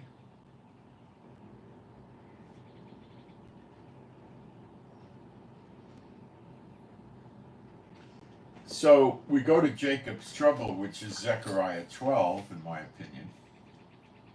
And let's see if we can make a fit here. And it's not going to be an absolute fit, but you'll see. 12:1 of Zechariah. The burden of the word of Jehovah for Israel, saith Jehovah, which stretcheth forth the heavens and layeth the foundations of the earth, and formeth the spirit of man within him. Behold, I will make Jerusalem a cup of trembling unto all the people round about, when they shall be in the siege both against Judah and against Jerusalem. We're in the siege now. Could it get worse? Yes, but we're in it. And in that day will I make Jerusalem a burdensome stone for all people, all that burden themselves, that try to pick up the weight of this, that burden themselves with it, shall be cut in pieces. Well, cut in pieces is pretty much dead, right? Sliced and diced, lacerated, Though all the people of the earth, it's saying, call heathen, not people, heathen. That's a mistranslation on purpose, by the way.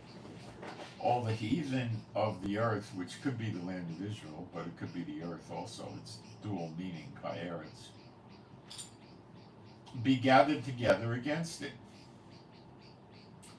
In that day, saith Jehovah, I will smite every horse with astonishment, and his rider with madness, and I will open my eyes upon the house of Judah, to open his eyes on the house of Judah, who's here in the land now.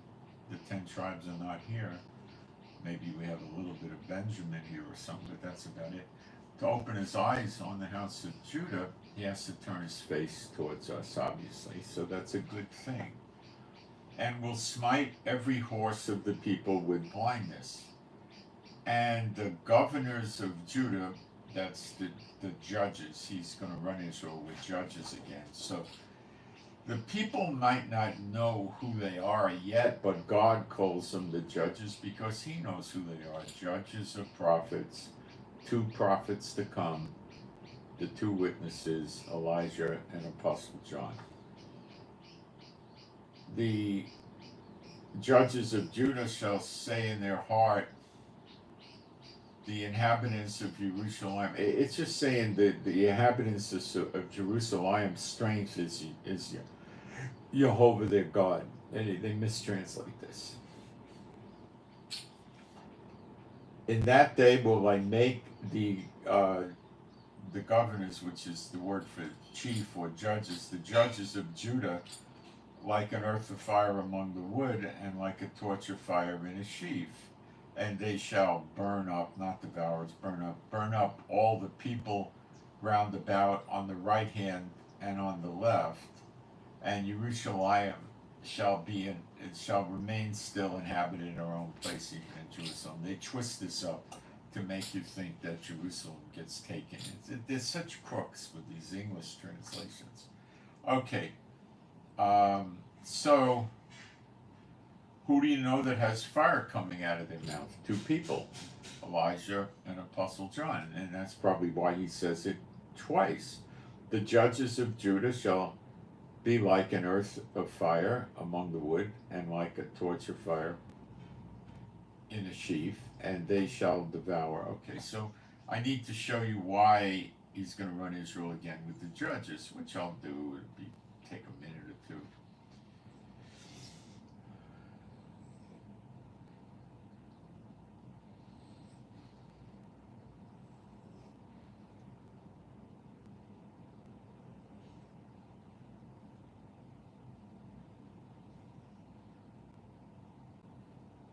We'll go in Isaiah 124. Therefore saith Adonai Yehovah of armies, the mighty one of Israel, I will ease me of my adversaries and avenge me of my enemies. And I will turn my hand upon thee, and surely purge away thy dross, and take away all thy tin. And I will restore thy judges as at the first. Who were the judges at the first? Moses and Aaron. Were they prophets? Yes. And thy counselors as at the beginning. Who were those? The 70 judges. That'll happen again. Afterward thou shalt be called the city of righteousness, the faithful city. So this is going to work out. Zion shall be redeemed with judgment. Judgment. The bad ones get cut off. And her converts with righteousness. Ooh, that's good. And the converts are, it's not converts, they twist it, it's shub, return. It's saying those that return to the Lord. They're trying to make you think it's Christians or something. It's those that return to the Lord with righteousness. And the destruction of the transgressors and of the sinners shall be together. And they that forsake Jehovah shall be consumed, which is another way of saying burned up. The word for consumed is kala. Let's see how Strong's flips it into English.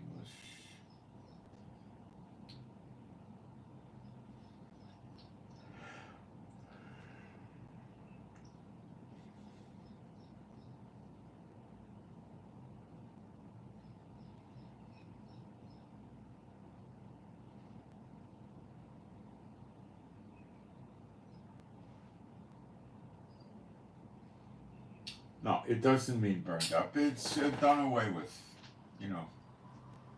For they shall be ashamed of the oaks where you have desired, and you shall. Okay.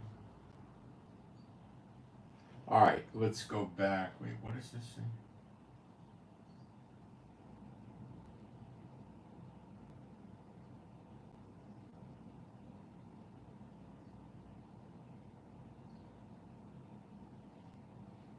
All right. Zechariah 12.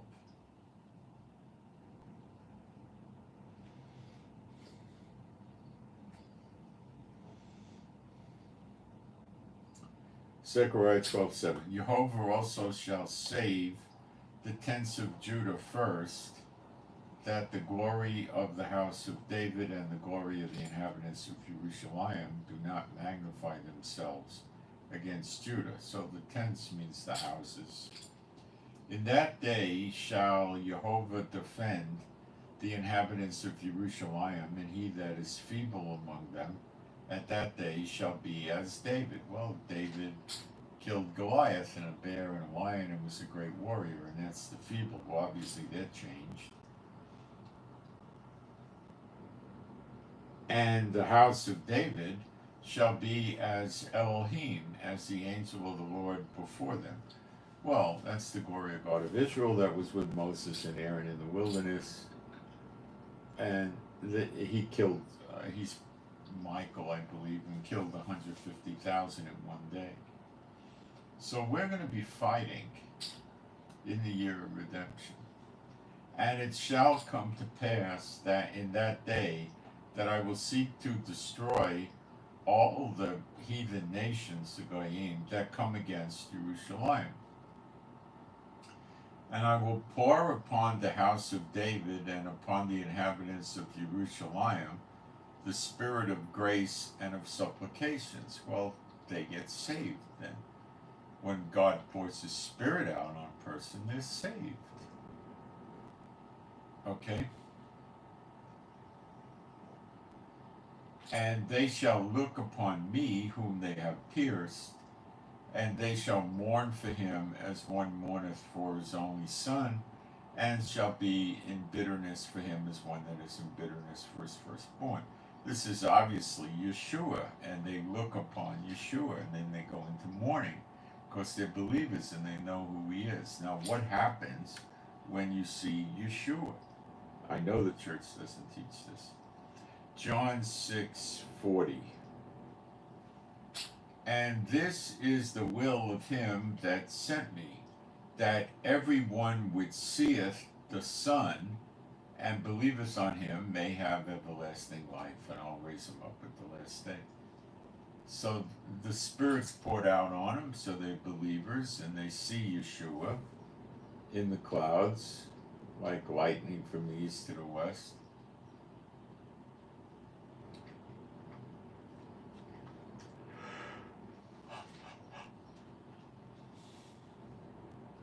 And then they're changed. They have everlasting life, which means they could still die, but their days, it says, will be like that of a tree, which can live 2,000-3,000 years. And then it says a child shall die 100 years old. Now you probably wondered about these scriptures. Now you should know what they mean. And then we see another evidence of this, a little bit less descript, in 1 John 3.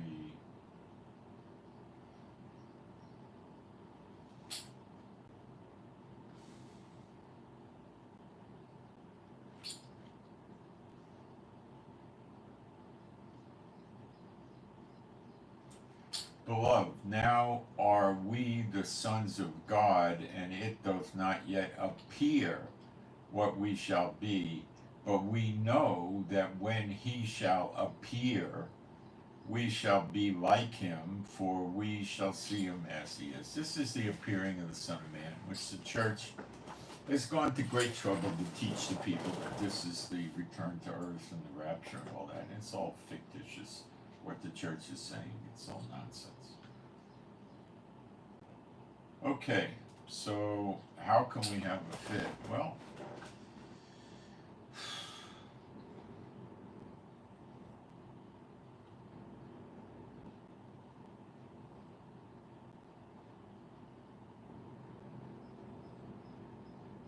we already got a fit with the siege, and on the 9th of Av is the day before the Lord told me about that, and the Lord might have been using a year that the people would understand, which is the 365-day Gregorian year. So that might be when Iran attacks, and then on the 10th is the appearing of the sign of the Son of Man, or maybe also on the 9th. I don't know. But yeah, it could be a fit. I don't know. I'm not going to say, oh, he's coming back on the 9th. Can we declare the day that Iran would attack us? Oh yeah, there's no Bible prohibition against that. But we can't go around and saying, oh, this is the day that Yeshua is going to appear. We're not supposed to do that, and we will get it wrong. But can we call the day that Iran attacks us? Oh, sure you can. Will you get it right? I don't know. You might not. I don't know, but you're certainly allowed to. Can it be that Iran will attack us earlier? I think so. I think so. So it could be the 9th of Av, and it may not be the 9th of Av.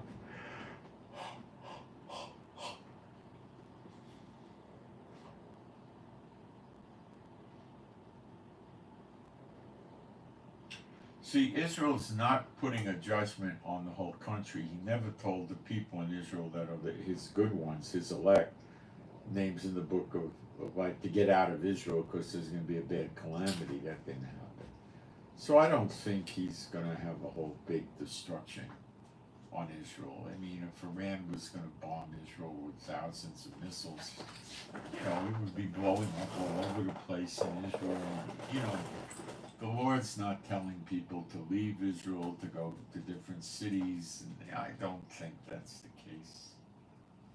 But it was definitely, I think, worth talking about. So you understand if you hear people talk about it, what's going on. Let me check the chat. Argentina.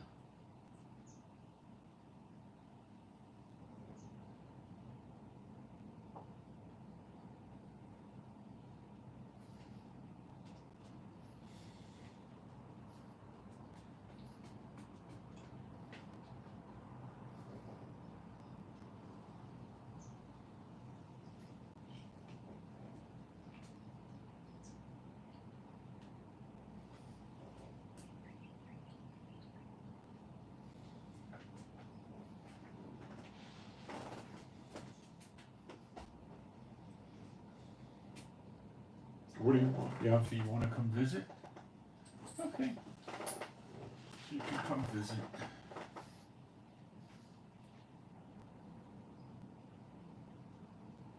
I don't know who the heck Daniel Berry is, but no idea.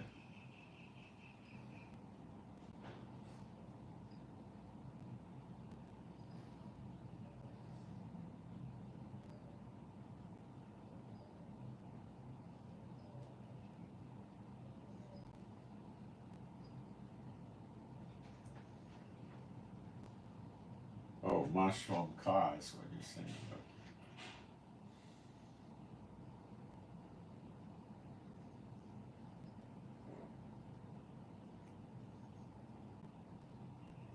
Yes, the Jews actually follow the Talmud. The government of Israel follows it. The Jews, the rabbis, yes. Yes, they do. They believe it overrides the Bible. They believe that Moses gave the written law to the Goyim to confuse them and throw them off course, and the real law was the oral law, which the rabbis were good enough to write down in the Talmud. That's why they followed it. It's all wrong, but that's what they do.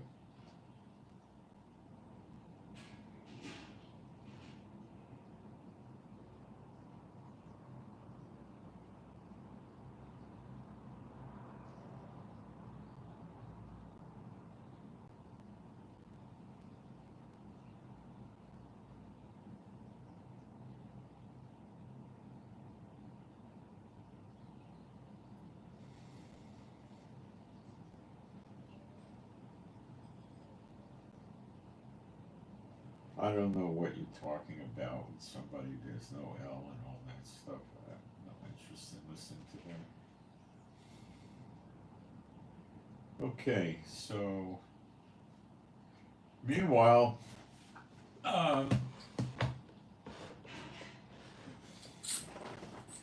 we're still sitting here and wondering what's going to happen. And like I've covered in the past few days, Iraq, Syria, and Iran are going to get destroyed out of this. Lebanon's going to get busted up. Yemen's going to be destroyed, and possibly Saudi Arabia and Jordan. So just watch for stuff to happen. And remember, in Jeremiah 30, verse 11, it says that the Lord will destroy all the nations he scattered the Israelites into. And it also says it in Jeremiah 46, verse 28, 2 times. And I figure that's over 100 nations. So deal with it as you may. You can reject it, laugh at it, whatever, but it's there. So at least I've given you the knowledge about the 9th of Av and stuff like that. Pray that the Lord show me if it's going to happen on that date. It could fit in with the prophecy, I imagine.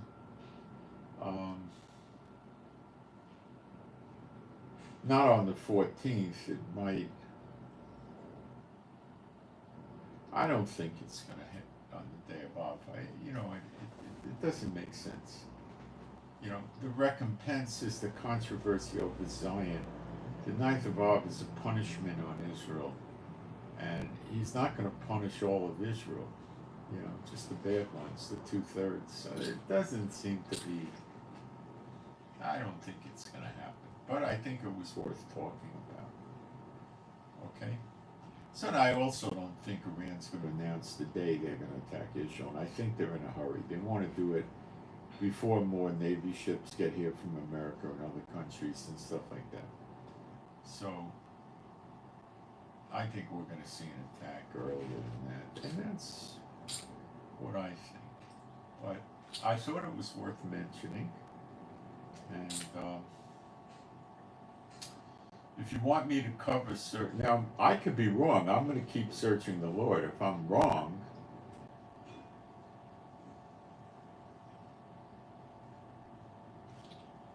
but I don't think so. I don't think so.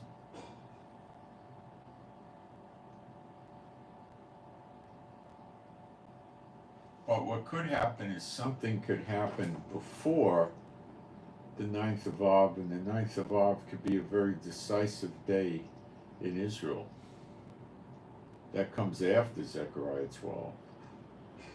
Because I think the 2/3 are still around in Malachi 3, which appears to come after Zechariah 12. So they might be getting cut off on the 9th of Av. Guys, pray that the Lord gives it to me so I get it straight. I don't quite have it yet, which could mean I don't know what it is yet, or you can't put it together because it's not going to happen that way. So pray that I get the information correct, and I will too. So I'm Moshe, my wife is Rivka. Please pray for us, for our peace, safety, protection, joy, healing. Pray for our finances. Pray for our animals and pets that are all rescues to be happy, healthy, and whole. Pray for better videos and correction of errors, and more things get explained. And pray for the peace of Jerusalem. And I hope you enjoyed this to some extent, anyway. And we may not be finished with this. There might be more to come. We'll have to see what the Lord does.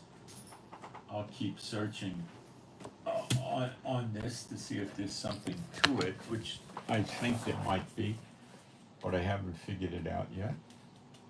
And